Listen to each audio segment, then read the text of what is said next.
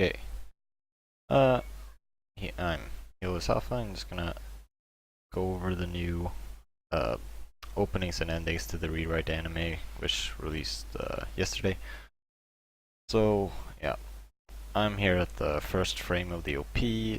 We're gonna see an aurora, which then kind of forms a random circle that kind of seems like cell division, or they it's a circle that splits into two, and it kind of seems like cell division. That's what I mean. We see here, yeah. Uh, Here, one right circle splits into two. Here's another one here behind the text, and uh, while cell division is kind of up there with the whole biology thing that Rewrite has going, but I'm not totally sure what that means in this context, because if we go forward here, we're gonna get to a very bright and uh, very big explosion. This is actually the representation of the Big Bang, which cell division didn't exist before the Big Bang, so that's why I'm confused. But we go past, and we're in space, and now we have the Earth, but that's not really important, so it's just a tiny bit on the bottom of the screen. Our real goal is the moon right here, and with the moon in focus, we have a fade, and suddenly you see here in the corner you see trees, and we have Kotaro shows up. So this is the flashback to what happened before Kotaro ended up in a coma. We go in between his legs, showing, and here's a quick cut to show Kagari as his opponent, or rather the newly born Kagari, more precise. And get his hand here. He kind of strengthens his blood vessels because he didn't have his powers were different at this point in time. And well, he gets anyway, he gets completely fucking wrecked, and bam. I really like this blood spatter, and like it's very minimalistic, but it shows like you understand it. So, uh, and this, I think this frame here looks very violent, and I think this kind of looks like a mouth, kind of similar to the Aurora Familiar, which Kotor uses in the VN. But that's just me. Uh, Lots of things happen, and here Kotor is falling over with the key over here in the background, and we're gonna see his hand come down here, showing that he has well, that is, his arm has been cut off, simply. And it's gonna be, yeah, here Kotori, we see the hands of the young Kotori reattach his arm with the quick flash of the hospital that he was in, and then we wake up from the dream, so to say, in the real world. And because we entered the real rewrite, kind of, here we get the logo. I guess they had to put it somewhere, right? He checks his arm because it got cut off, similar to how when he woke up in the first episode, he grabs his chest after being pierced. Yeah, the obvious part of the screen that I'm not talking about.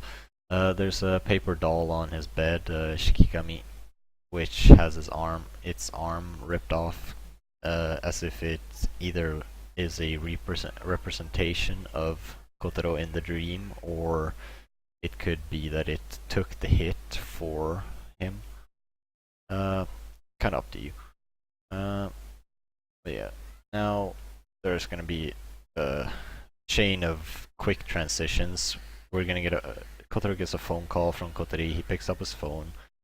We go through the black screen, just showing her name, into showing Kotori's face, and then they're gonna run off. So let's get that going.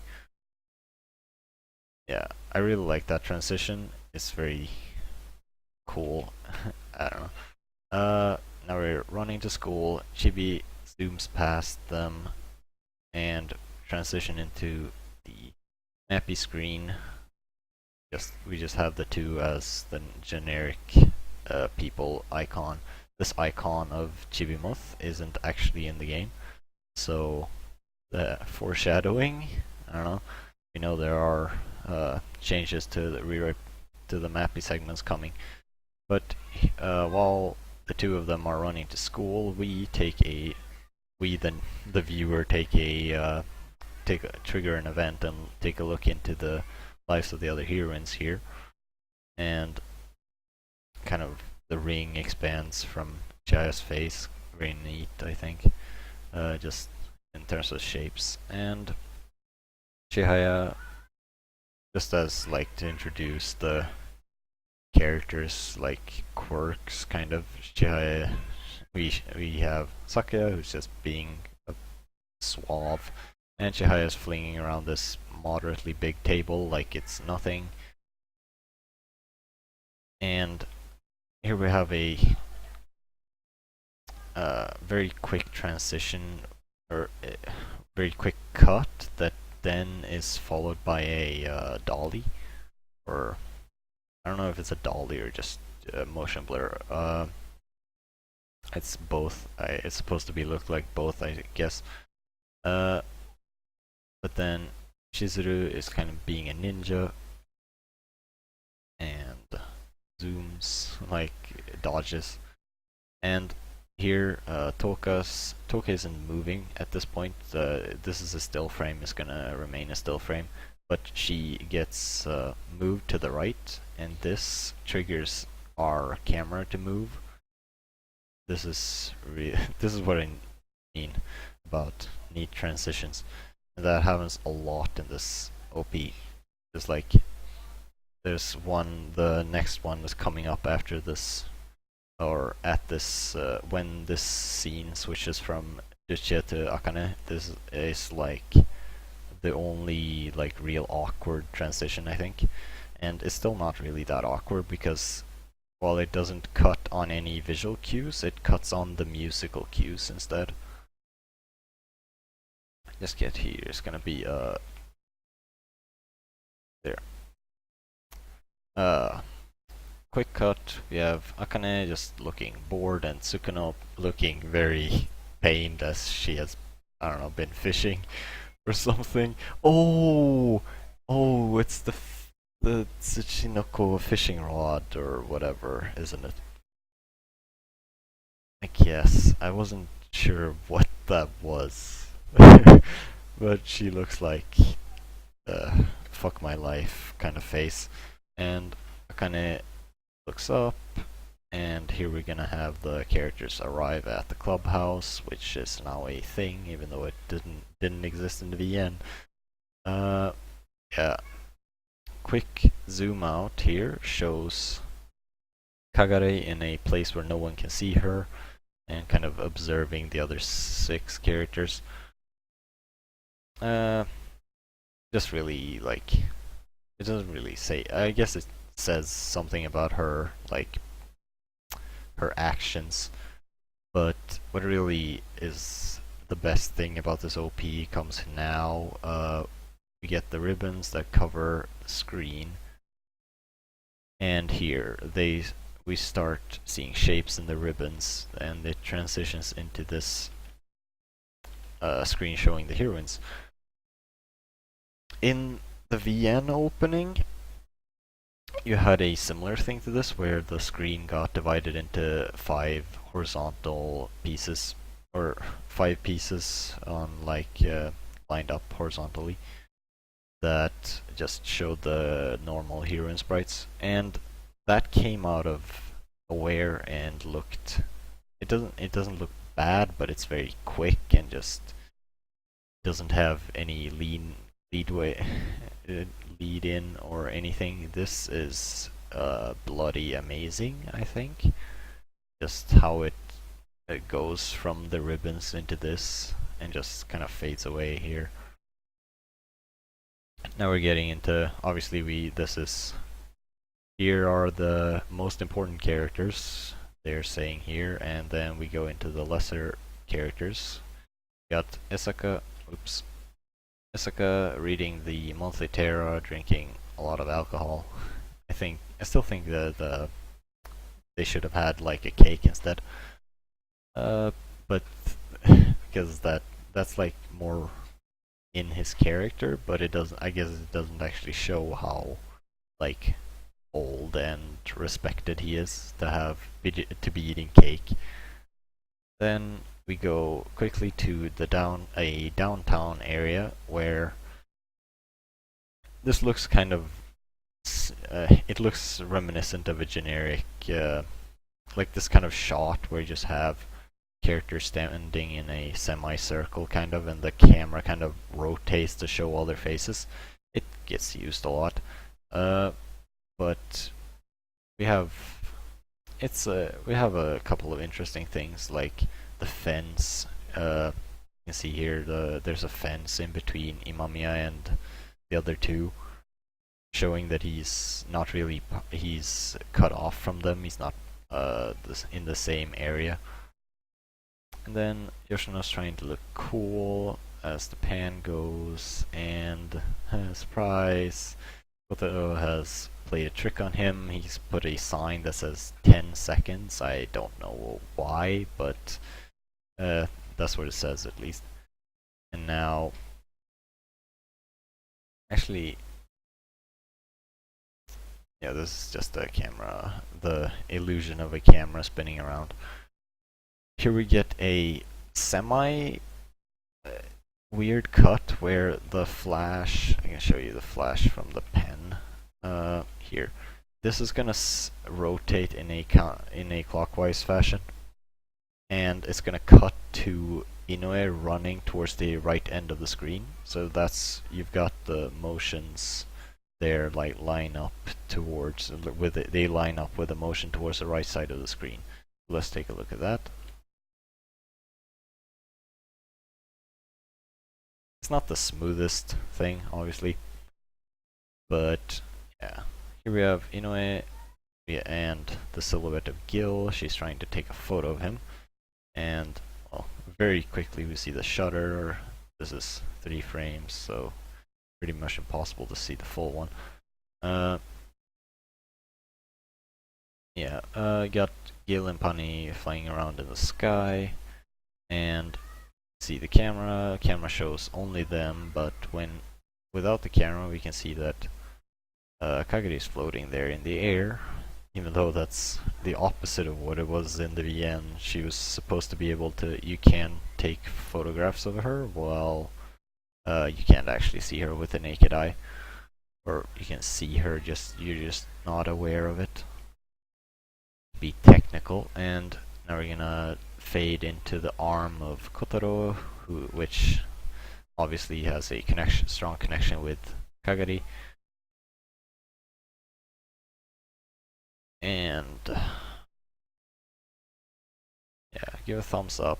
Trying to focus the lens of the camera, shutter, and we have this photograph of the occult club. You have the neat thing is that you have Kagari over here on the TV screen. I don't know if I'm reading way too much into this, but the way each character is like situated, the way the blocking works. You have Akane and the Shizuru Chiya, they're facing each other. Chihaya is like over here doing whatever, and Kotori is the only one facing the TV. Kind of like she's the only one who looked over at the Kagari in the second episode, at the end of the second episode.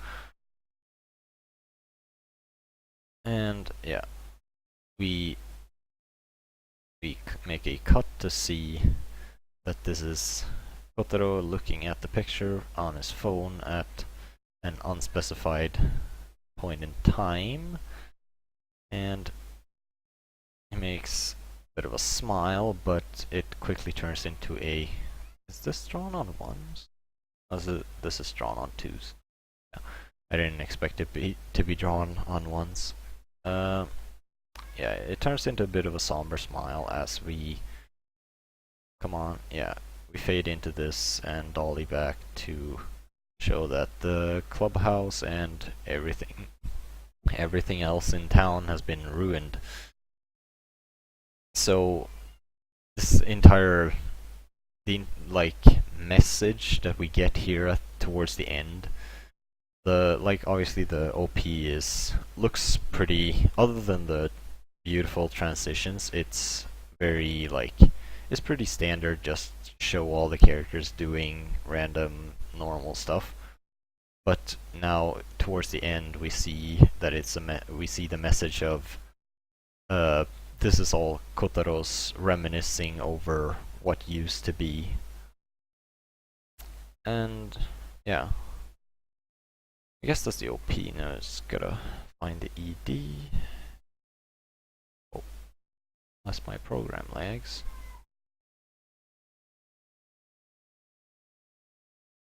Okay, yeah. The ED, we're still in the episode, ending on the shot of the moon. Okay, the ED, or the OP, as I talked a lot about the transitions, and that's kind of what the OP is about, to me at least. The ED is a lot different. It's not really transitions. It has decent transitions, but it's a lot more about movement, specifically movement towards the right end of the screen. So I'm going to talk a lot about that, and it's also where the OP has a lot of references to Common Root, mostly, and slightly to the moon at the end. This is straight up is the epilogue of Terra. So it's the quest, or we follow the quest of the 5 heroines, how they try to find a tree that they can turn into a familiar. So yeah, we're gonna zoom past, through the atmosphere. This is actually space. It's kind of hard to tell just from this black and the blue lines. But as we go further, it gets more blue and we get to the sky. And here's where the part where the whole movement towards the right comes in. Immediately, we're gonna get pulled into a flower field, and the flower petals are gonna get blown towards the right. And then, yeah, it just goes on like that. So go to the right, go past trees, and heroines running to the right, and here's a tree. This tree only stays on screen for a very short pan, and it quickly fades into this image of Kotaro and the moon, representing Kagari, obviously. And it's this, we have him standing, he's facing away from the camera, and the camera in this point in time is the viewpoint of the heroines. And so they're kind of chasing Kotaro, or they're chasing his silhouette or his back or whatever you want to call it. And that's a consistent theme throughout this ED as well, just the hunt for Kotaro and how he kind of guides the heroines. So now we're getting into the trippier part of the ED. As we see here, the heroines kind of inhabit one place, and they kind of shift between each other all the time. Go from Kotori to Ruchia to Chihaya to Chizuru to Akane. It doesn't go into that order every time, but yeah. They wake up, have a wake up call, they look outside, and there's a we gotta go moment, because Now they're walking outside at the they're actually at the school campus. Uh, yeah, we can see them moving here and here. This is right outside the school cafeteria here, and for some reason they have palm trees. I'm never gonna let go of these goddamn palm trees. Why are they there? Um, but yeah, sit down at this little table. This now we get to a part of the ED that I don't understand. The children's part, because they are involved as well, because or rather the older versions are the ones who are like not supposed to be there, because it's the epilogue of Terra. Uh, they're supposed to be like children at that point when they're chasing the tree. So the older ones are just there to make it less subtle, probably. Also, like, those are the characters that you know, so you kind of have to have them. You can't just have an ED showing all the girls when they're like 10 years old. But yeah, in this mountainous area we see Kotori that fades into Ruchia, and they look over, and we cut to Chihaya in a snowy area. Like, this is the part where I'm really confused. I guess the snow could represent the Ice Age that comes after Terra, but yeah, I'm just not sure. Yeah, now we cut to the heroine sleeping under the tree from the title screen, which is also the tree that Kotori was sleeping under in the first episode. Strange, but yeah, I guess this could be like, since the tree in the title screen is supposed to be the Kotaro's tree. It's I guess this is like, because you had you also had the tree that faded into Kotaro, so they're going like in between trees. So like the trees are kind of like uh, mile point, like they're kind of points in their journey, I guess. And they have a rest here. And here's a really cool shot. We have this green light that represents Kotaro himself. It moves to the left. Is like the first time like anything moves to the left in this OP, and it also brings he brings a sunrise with him. Uh, Going into the little bit about the lyrics of the song. At this point in the song, they speak about new beginnings, which obviously the sunrise is a very unanimous symbol for like beginnings. So yeah, he brings the light and the sun, and here he is in person, and he like grabs the heroine's hand and pulls them into this flower field as a like guiding, helping hand, literally, but like he's guiding them on their journey. And yeah, here the pretty, like the neat constant movement kind of stops at a point. Yeah, it just kind of stops for a while here. Now we're gonna play in this flower field for a while for whatever reason.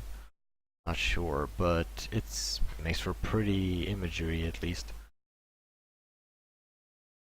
But then here, now they get up and have to start their journey again, so we get a little flashy camera movement, and then they are once again facing off to the right, ready to go.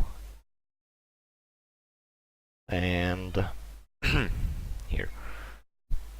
Now we have this rightwards tracking with the moon in the background, And yeah, we're once again moving to the right. We have Kotaro. Yeah, he's still facing away from the camera. It's kind of hard to tell. You kind of just have to tell by the way his thumb is directed. Oh yeah. At this point, now we're gonna get...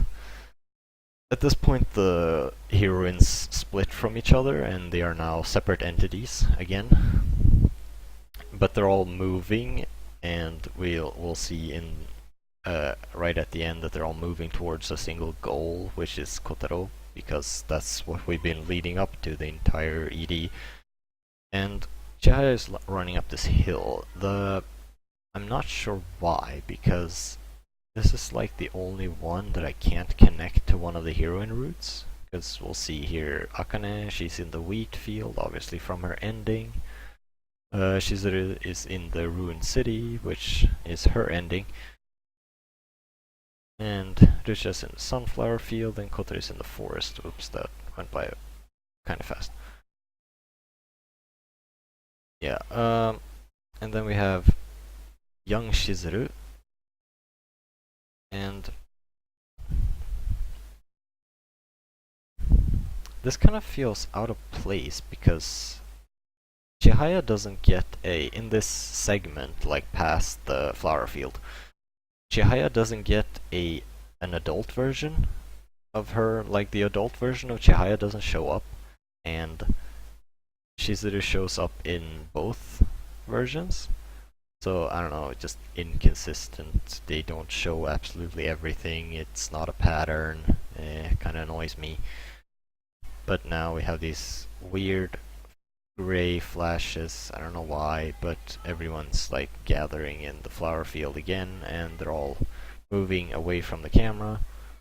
And well, yeah, one last clean and almost final shot. They've arrived at a huge tree, still quite a lot smaller than it's described in the VN, with the final shot being of these two leaves, obviously representing how the tree consists of Kotaro and Kagari at the same time.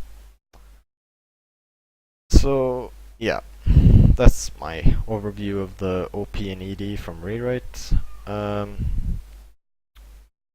Yeah, the opening has a lot of cool transitions, shows mainly the common route, but kind of like dips into Moon, and well, it dips into Terra as well, but it's the part of Terra that was that was technically part of the common route. And the ED is the ending of Terra. So I guess the only conclusion you can draw from that is, like, that I can draw from that, is that the show is supposed to represent the parts in between. Like, the opening is the beginning of the story, the ending is the very ending of the story. So the show itself has to fill in that like massive gap that's left in between. And yeah.